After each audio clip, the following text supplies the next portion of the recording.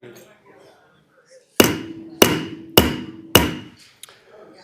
like to call to order the meeting of the Board of Commissioners for March 10th, 2022 for the town of Mint Hill, North Carolina. We do have a quorum present to do business. I want to do a little housekeeping first, make sure our attorney's on the line. Karen Walter, can you hear? I can hear y'all fine. Can y'all Very hear good. me? Thank you very much. Yes, ma'am. Thank you. All right. At this time, I'm going to ask Commissioner Long to open us with the invocation, please. All right, let us pray. Dear Lord, thank you for this opportunity to come together for this community and this town that you've blessed us with such bountiful blessings of a good place to live, safe for all.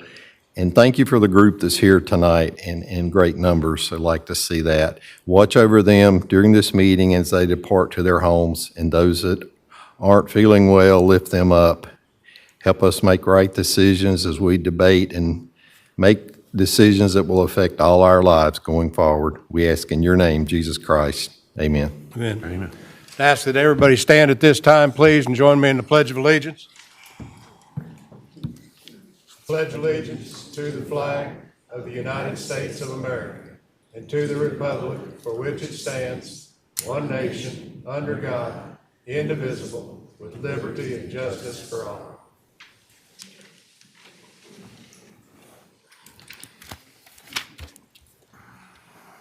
Item number 3 is additions, deletions, or arrangement of agenda items. I am going to change the order of 10 and 11, just reverse the 2 of those this evening. So 10 will become 11 and 11 become 10. Does staff have any other additions? No, sir.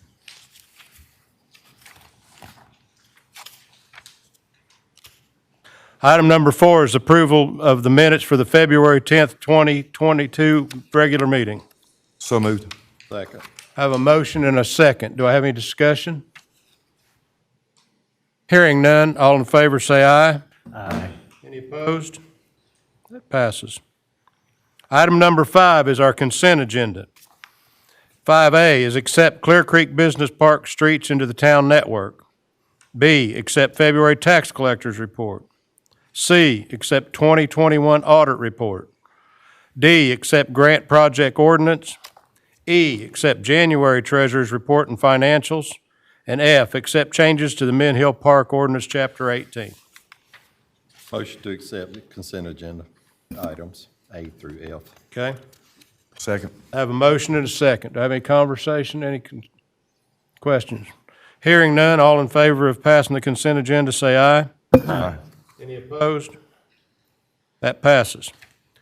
At this time, I will open the public hearing on ZC 21-1 filed by Hatisha Mike, conditional rezoning to request a change in zoning from residential to residential CD to allow a residential assisted living for seniors for property located at 8025 Wilson Woods Drive, tax parcel 137-07-624.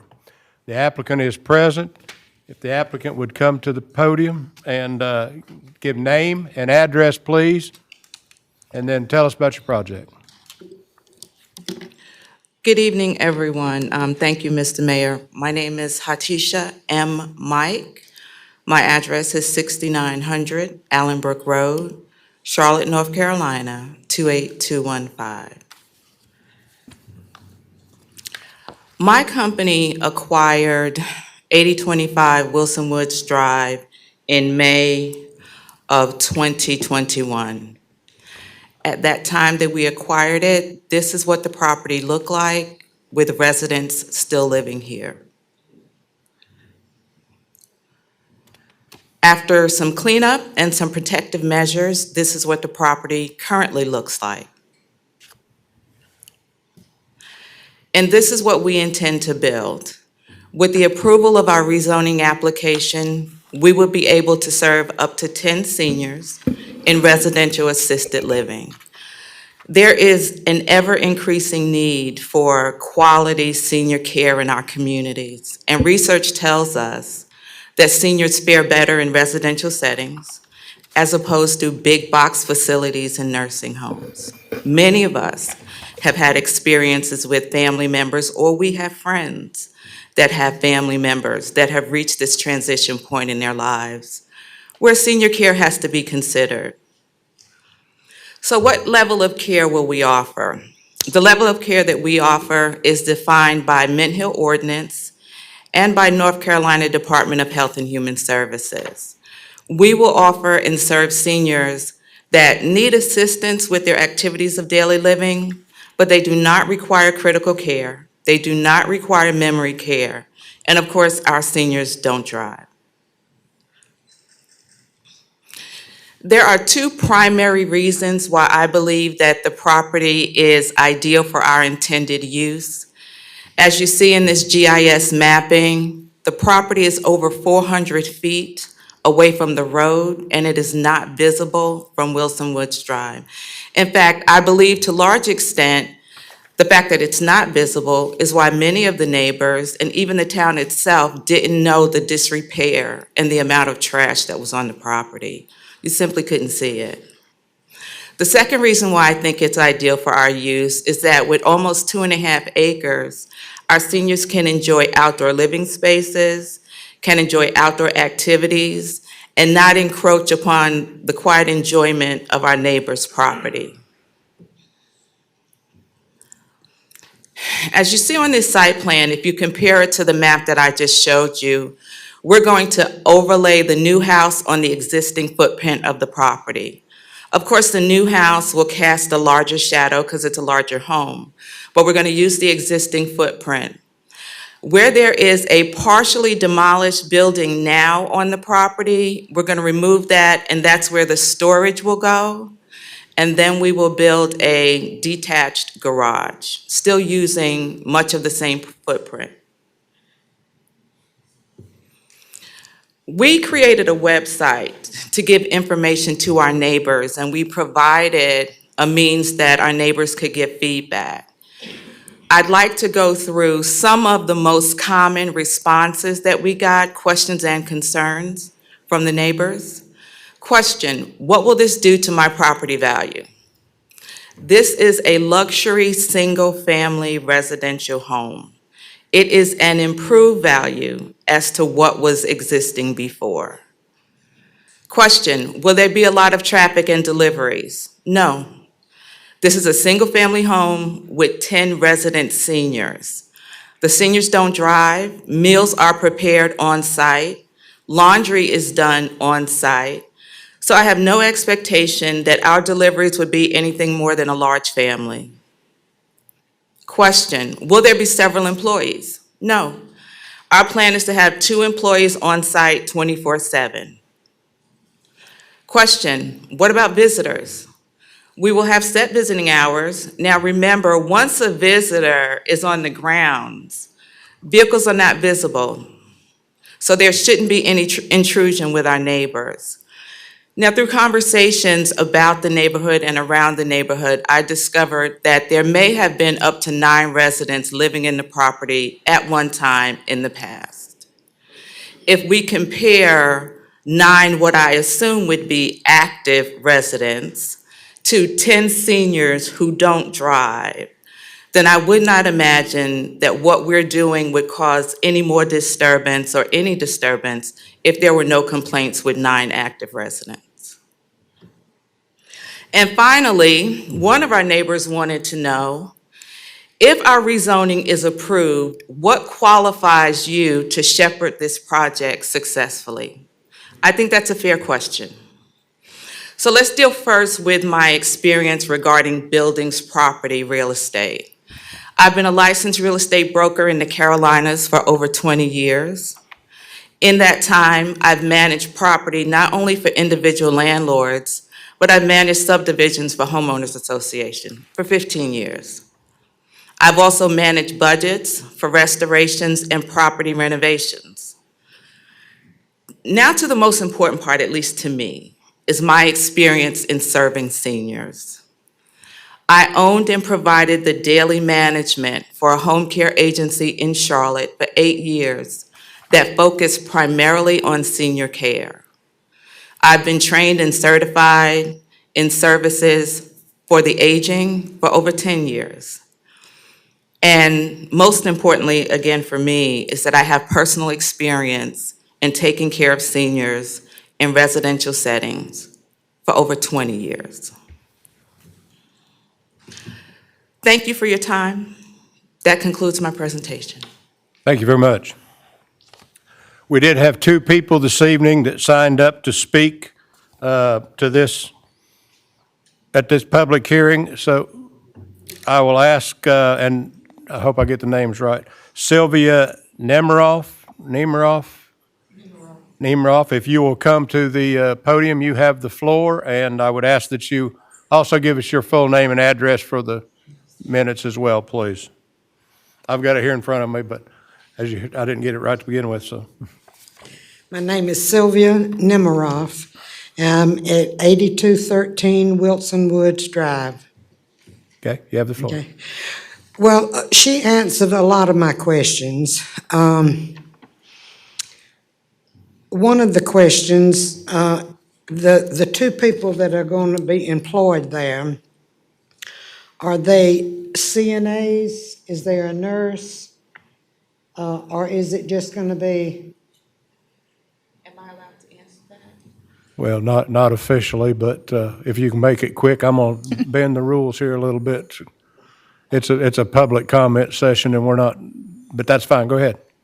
Okay, so Can you get you to the mic so we can hear you? excuse me. Thank you for your question. The two employees that are going to be there are going to be, there will be a nurse, and there will be another senior care specialist. There will not be CNAs. CNA services are going to be handled by outside agencies. We will not have CNAs. Okay. And this is considered a single-family home Yes. with 10 different residents in it. Is that correct? Yes. Okay. And about the visitations, are the people that are living there, the residents, are they allowed to have visitors anytime, any day of the week? As I said in my presentation, we will have set visiting hours. You'll have set visiting hours. Okay.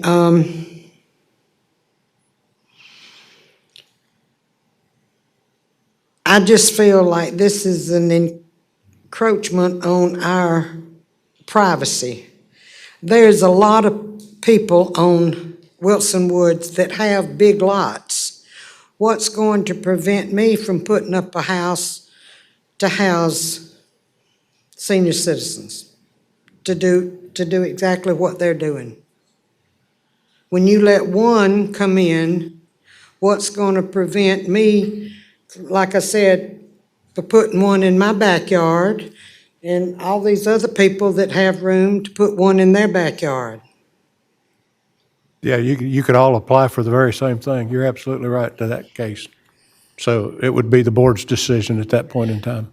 Well, but then that doesn't, it won't make it a residential area. It'll be a business area. You know, when you put one business in, that just opens the door for more businesses to come in. And this is a residential area. And I just don't think that it needs to have this happen. Okay? I'm very opposed to it. And can I ask you how much it's going to cost for a residency there? No, ma'am. Well, you do know that they charge about $10,000 a month.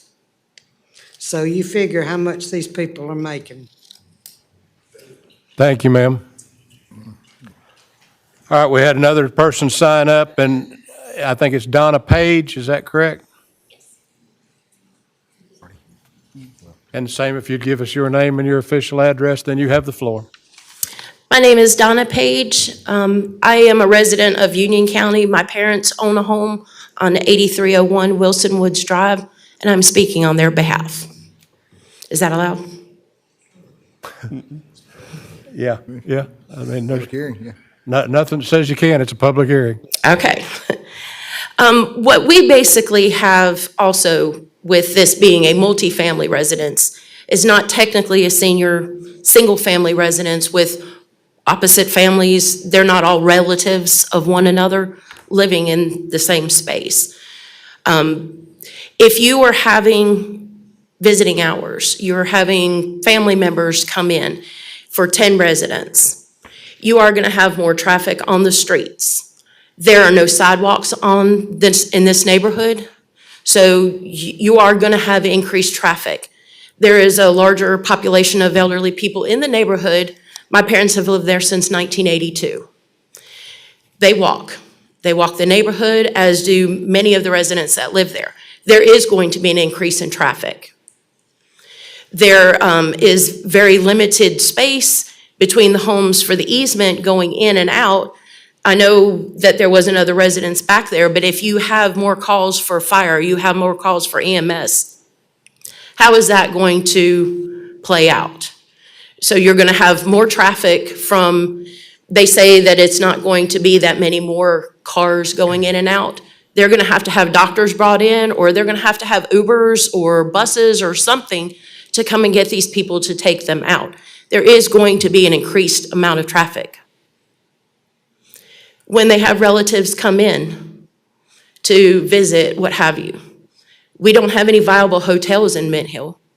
So they're staying elsewhere and going to have to be, it's not an ideal location for this property. It's fine for a single family who lives back there, whether they have 9 residents or they have 2 residents that live there. A mother, father, and children, grandparents, fine. But to have all these additional people brought into the neighborhood, we're expecting that this is luxury and it's not going to be, maybe a badder element coming in. But there is still an increase for crime to come into our neighborhood, a place where we have lived for years and years without having to face crime. So we have concerns about that. This is not an ideal location for anything like that, not without a clear road going in and out. Suppose you have a fire truck going in or an ambulance going in, and you've got a car going out. There's not enough room for them to pass. Fire truck can't fit up the road it goes to. Sir, she has the floor. She has the floor, and she's the only one that signed up to speak. Thank you. That is a concern, and that should be a very viable concern for anybody with this. Are you going to allow, after this goes through, if you approve it, for them to conditionally rezone it to something else? If they decide, well, we're going to go with something else. In the conditional rezonings, you had very many different things that it could be rezoned to. We're worried about like a halfway house or like juvenile facility. Can it be rezoned to that if they change their mind about the adult living? We're very concerned about this, and we do not want this to pass. Thank you. Thank you very much. At this time, we have nobody else signed up to speak to this matter, so I will now close the public hearing on ZC 21-1. Item number 7 is public comments. Did we have anybody sign up in general for public comments? Hearing none. Item number 8, discussion and decision on ZC 21-16, filed by Tim Airy. Conditional rezoning to amend ZC 19-9 zoning plan for property located at 11631 Lawyers Road and the 2 adjoining properties, tax parcel numbers 197-01-142, 197-01-145, and 197-01-116. John? Thank you, Mayor. The planning board met last month, and they have a favorable recommendation. And just to remind everyone, this is simply to take the subdivision that was approved in 2020 and convert the private alley to public alleys. And that is the only proposed change. Public alley.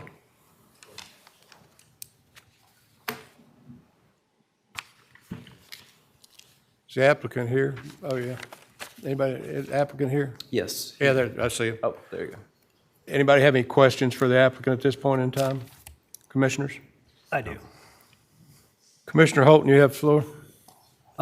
If you want to come up Come here on in for if me. you. Sorry, we ran out of chairs. It's good to have this many people out. We touched base on this, and I think it was even brought up during the planning board as well. My biggest concern is the public alley coming off of Crest Hill. We're going to need some kind of a deviation for that, so it's not a straight shot. And is that something that's doable? Yeah, I think that that's something that we would be happy to sit down with the engineers and have them see if they can't tweak the design a little bit to create the wiggle that we talked about last month. And work with John and Brian to get that worked out. Okay. The other, I guess, request that I have is with this going to a public alley now, that kind of eliminates the need for the sidewalks to make it like a public street. So with the money saved, with not having to put sidewalks in and all that, it'd be nice to see some pads and benches put on the Lawyers Road side along the sidewalk through there.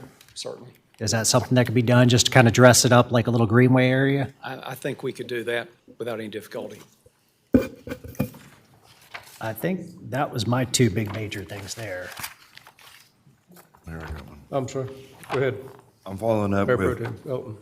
I'm following up with Patrick's comments, because I too, and the first people who came in and showed this project before you took it over, we brought up that issue that we did not want a direct line from Lawyers Road to go, and I know it would be used as a cut through, a shortcut to get to 51. And you said you would look into it. John, can this be,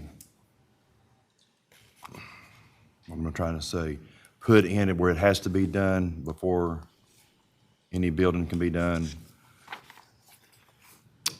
The wiggle, the jog Right. that we're talking about? Yeah, I think the way this would work is that would be a part of their plan approval. So they're in the review process now. So what would happen is their engineer would edit their plans to show the jog, and that's what would ultimately be approved. Yeah, so to answer your question, it would be well before anything's built or developed.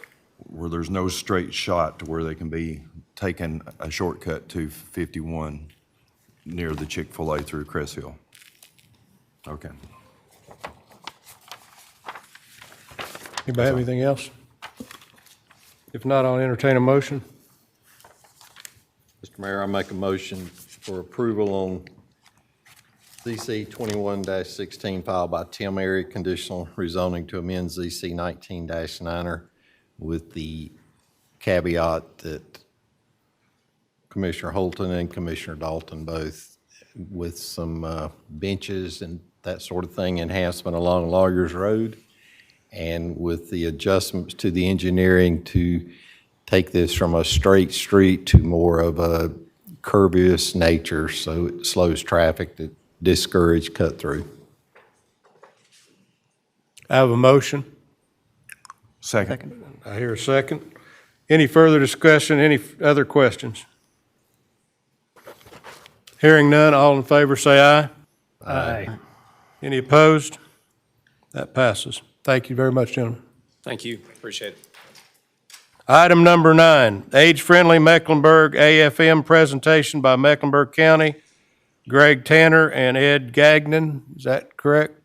Yes, sir. Gentlemen, please come to the podium. Give us your name, and we'd love to have your address too for the record. Sure. And then you have the floor. All right. My name is Greg Tanner. I'm the Divisional Director for Mecklenburg County Adult Services. Address is 301 Billingsley Lane, Mecklenburg, Schultz. Ed Gagnon is our consultant with the project. He'll introduce himself in a minute. The purpose of the night, again, is for us to give you a high-level overview of age-friendly. And basically what that is we're looking at the growing population that's happening here within Mecklenburg County, specifically here within Mint Hill and other towns and cities like Charlotte. And we want to ensure that we are providing the services, or at least establishing the services going to be needed to ensure that we can maintain this growing population as we're projected to see in 2035. And so tonight's presentation will talk about that. We want to speak to what we can do in collaboration with the town here to ensure that we're providing the right services and access as the population continues to grow. Thank you, Greg, and thank you all for allowing us to spend some time with you. My name's Ed Gagnon. I'm with Customer Service Solutions Incorporated. My address is 3427 Teversham Lane in Charlotte. And in terms of the presentation that you had before you, I'll start walking through the content. We're going to touch on several things rather briefly for you. We'll talk about the purpose of Age-Friendly Mecklenburg, give you a little bit of a feel for the framework that it was built on and the relationship with AARP and the World Health Organization. We'll talk about what Age-Friendly Mecklenburg is looking to do in terms of senior impact, community benefits, and then we'll talk about the type of support we're seeking from you all, and we are seeking from the other elected representatives and leaders in the towns and cities as well. So Age-Friendly Mecklenburg is a collaborative effort of different organizations throughout the community that are focused on seniors, focused on older adults, and how do we make sure that this is an age-friendly community that the seniors, the older adults are living in. We are actually affiliated with and working through the sponsorship of and support of AARP and the World Health Organization. They actually have something called livable communities, and they certify different communities throughout the world as being age-friendly, and I'll talk about how that certification happens and what's expected of communities when they receive that certification. So this is an initiative that is underway to foster collaboration, but also talk about the growth in the community that's projected over the years, particularly with seniors, and that's a big driving reason for more collaboration among community organizations. The graphic you're looking at in front of you is the lens through which AARP and the World Health Organization looks at communities. They want communities to be livable, particularly for older adults, aging adults, and I won't go through all 8 of what AARP calls these domains of livability, but essentially what AARP wants to do is to make sure communities are looking at things like, as you can see on the top, the outdoor spaces and buildings, and is it easy for seniors to navigate outdoors, the outdoor spaces, the greenways and trails? Are they age-friendly? Transportation, do we have sufficient transportation for seniors? Senior affordable housing, making sure that communities realize that's a priority and are working collaboratively to address it. So that's what these 8 domains are about. And as you can see on the right side of the screen, we submitted a plan, a collaborative plan that was developed last year to AARP, and Mecklenburg County was designated as an age-friendly community because we've been able to provide a plan for how organizations are going to collaborate to ensure that Mecklenburg County is age-friendly. And what you're looking at here are just some pictures, some selfies of some of the folks that are on the Age-Friendly Mecklenburg Committee. We have about 40 different organizations currently represented, continually adding organizations interested in supporting seniors. These are organizations that are nonprofit, for-profit, governmental, faith-based organizations, educational organizations, and some community residents as well. So in terms of the ultimate goal in Age-Friendly Mecklenburg is to make sure that seniors can answer these questions when they look at the plan, they look at the approach of the community. Is this plan going to help me stay active and well? Is this plan going to help me stay aware of what's going on in the community? Will it help to support my caregivers or enable me to stay in my own home as I age? It will help me to stay connected, whether it's via digital technology or via transportation. So on the right-hand side, this is at the highest level what we're hoping to do for seniors is have organizations collaborate so seniors can stay active and informed, supported, and connected. But there's also, as I mentioned briefly, a strategic reason to do this. The chart you're looking at now is showing the projected growth in Mecklenburg County. So this is how many additional residents will be in the community from the year 2020 to the year 2035. And the left bar says Mecklenburg County will have about 316,000 more residents.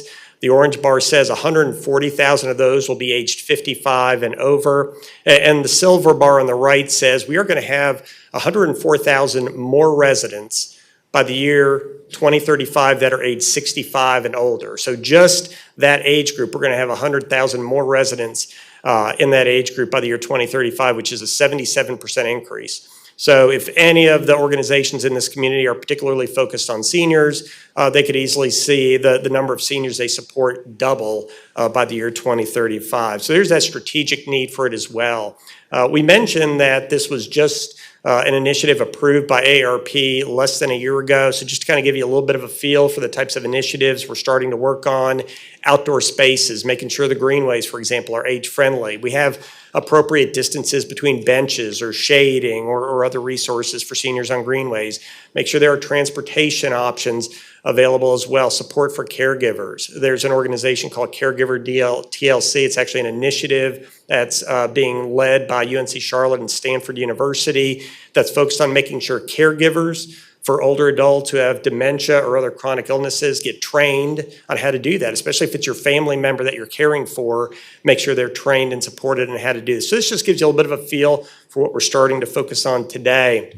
And what we're hoping to get from you, and I'll have Greg chime in just a second again, is to help us understand who are those key contacts within the Mid-Hill community to get us in touch with, who are particularly focused on senior needs, older adults, whether it's disseminating information to them or helping us learn who these community leaders are that are really focused on this particular age group and the services provided to them so that we can make sure we're meeting the needs of everybody within Mecklenburg County and particularly are informed by the needs of folks in Mid-Hill in particular.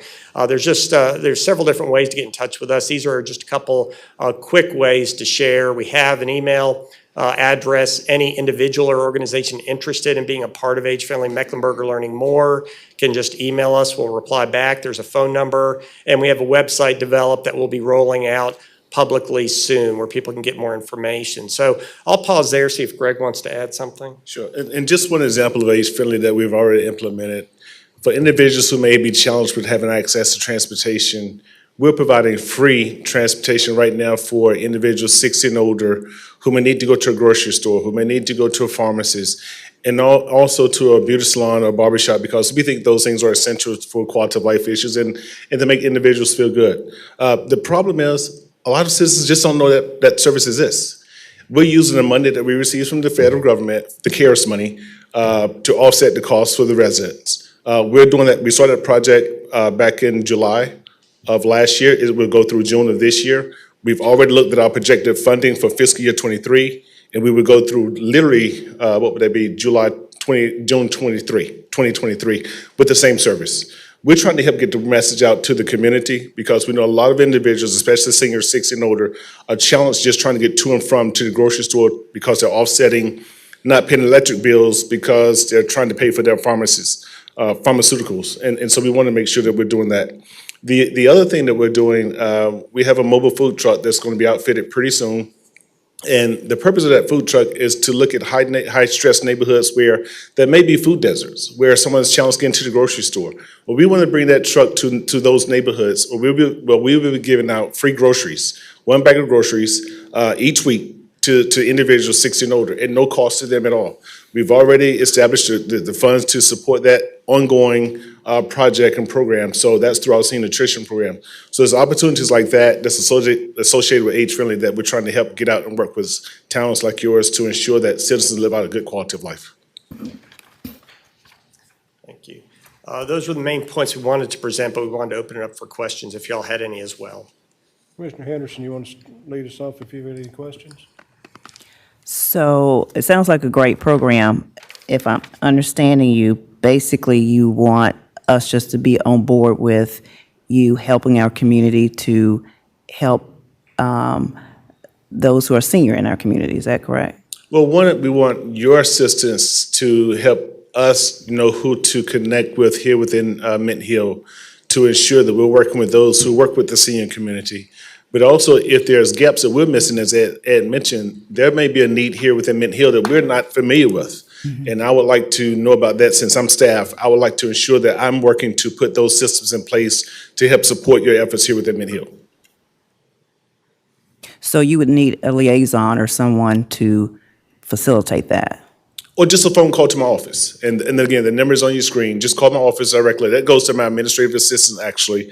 She will take those calls down. She will work with me. And then Ed and I will work together to have those ongoing meetings to see where we can set up those services. Thank you. How do the people qualify for this? There's no qualification other than being a resident of Mecklenburg County and being of age 60 and older.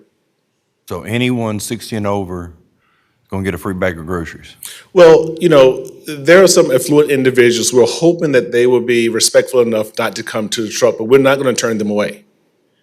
Because we're not the judge and jury to say that they may not have a need or that loan may not have a need. So if you're in line, we will give you a bag of groceries, yes. Okay, and this is funded through the county? Yes, it is. Okay, that's all. Sure.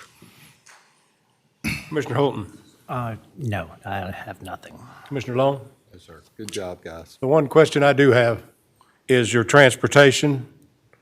Is that through an existing county transportation? Is that through CATS or MTC? Who we running? So who's CATS that is a running? CATS is a huge partner of ours, but we have our own Mecklenburg County MTS transportation, but we also contract out with 6 small vendors as well.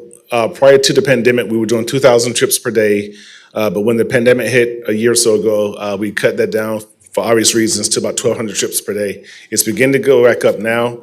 We're also looking at bringing on new vehicles so we can expand that service again because, again, the population is growing and we know that the needs is increasing.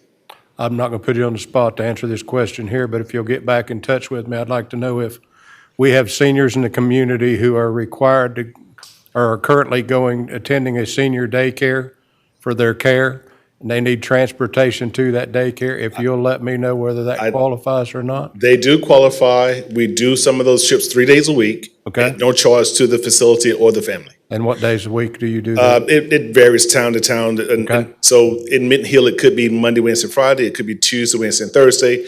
I will have to work with my immediate transportation staff to find out the exact days here in Mint Hill, but I can definitely get you that information, Mayor. Okay. I will make sure that gentleman contacts you. Probably you'll hear from him. My guess is tomorrow morning, very early. He actually called me this morning. I bet he did. Good. We just want to make sure he's getting taken care of. That's one of our Mint Hill people. We want to make sure it's taken care of. Gentlemen, thank you very much. We appreciate you taking the time, making the trip out here. We've made many a trip downtown to meetings in downtown Charlotte, and it's a lot more pleasant coming this way than it is going that way. So we hope to see you again soon, and we will be in touch. Thank you. I look forward to it. Thank you very much. Item number 10, which is listed as 11, other business and council matters. We'll start with Commissioner Long. Do you have anything this evening, sir? Yes, sir. On the 24th of February, I had a Zoom meeting with the Career Development Committee out at Rocky River High School.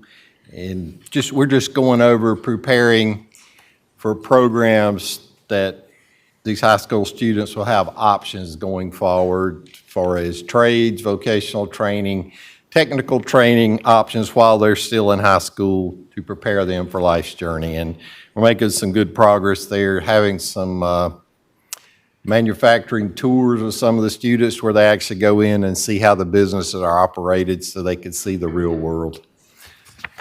On March the 2nd, I had an hour-and-a-half Zoom meeting with the Municipal Education Advisory Committee, which is primarily Charlotte-Mecklenburg schools and other elected officials around the county. And a couple of bullet points from that affect us here in Mint Hill. Let's see, right. They have designed a rubric for our schools, primarily our elementary and middle schools, but it applies to all. That seems to be where we're hurting. And Huntersville and Mint Hill right now are a sensitive spot with this organization and with CMS schools and the funding.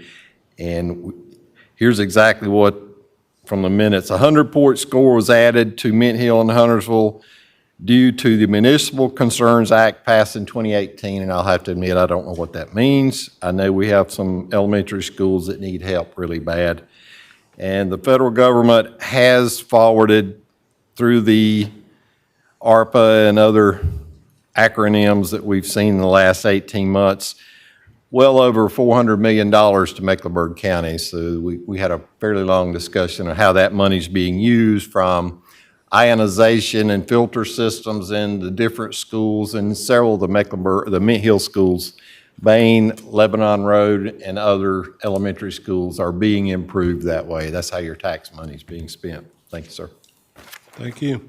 Commissioner Hilton?